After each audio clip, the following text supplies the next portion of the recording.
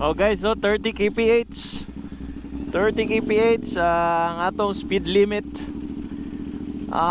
dire sa newly opened na gid for public and for private vehicles. Private vehicles na lang di.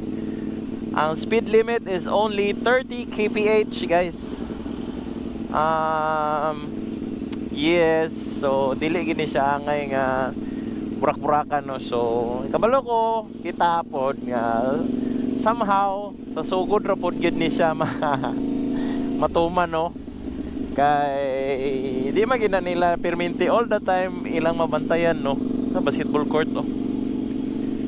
And ang ato lang guys is magrespeto lang tagyod sa kung unsa ang balaod nila sa sugod no. Kay everything starts gyud sa ano ang first impression last manggod. So umaanad ang mga tao nga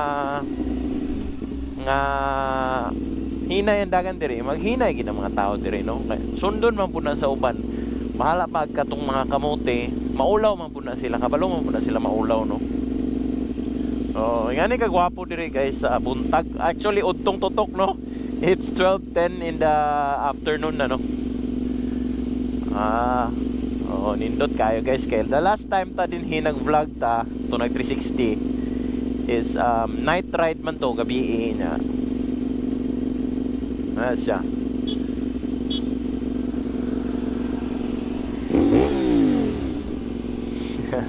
Pabumba pa. Shit. So nindot kay guys. Beside this is ang atong Cagayan River din nga side. So dako kay na din nga creek guys. Creek ba? Siya tawag ng mall gani. Nga to prevent flooding padulong diri sa Makasandig no. Kaya as you have recalled ninyo guys nga ang baha diri sa Sindong kanang niabot gid dira no, nahurot na diya sa mga tao. Niabot dira ang flood sa Pikas din ha. Dayon kana na wipe out na dira mostly. Bantay mo dira ang mga balay diri nga dagko is medyo bag-o na no. Kaya na wipe out na din ha due to Sindong no. So muna gihimo din nga dako kani nga project nga 10 years or 13 years or more naman siguro. Iya pa siya na realize na ingani ang kuan ang ato ang dike din na dike ya na with the boulevard na dayon di ba gwapo kayo. So kudos sa tanan mga politiko nato diri sa Cagayan de Oro. Dili lang isa ka politiko, dili si Dungkoy, dili si Moreno, dili si Uy. Kita tanan ang mga taga Cagayanon no nga nagbuild ani sa ato pong pagka-disiplinado kay na made possible gid nato ni nga lugar no nga ni prosper gid ang ato ang Cagayan de Oro nga so mga infrastructure na to, mga dalan na.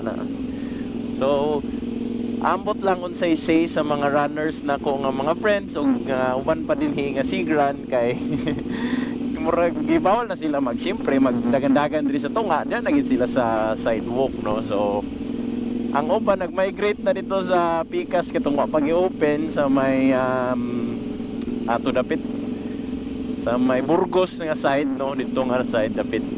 Wala pa itong i-open kay wala pa siguro na human or whatsoever. Pero ambot lang sa ilang masay ani din nga gi-open for public na din no ang ato ang boulevard no.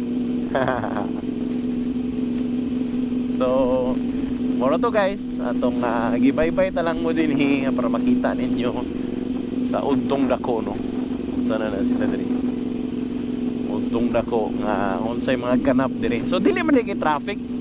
So wala pa man gyud gi-open for public utility vehicles ang lugar no.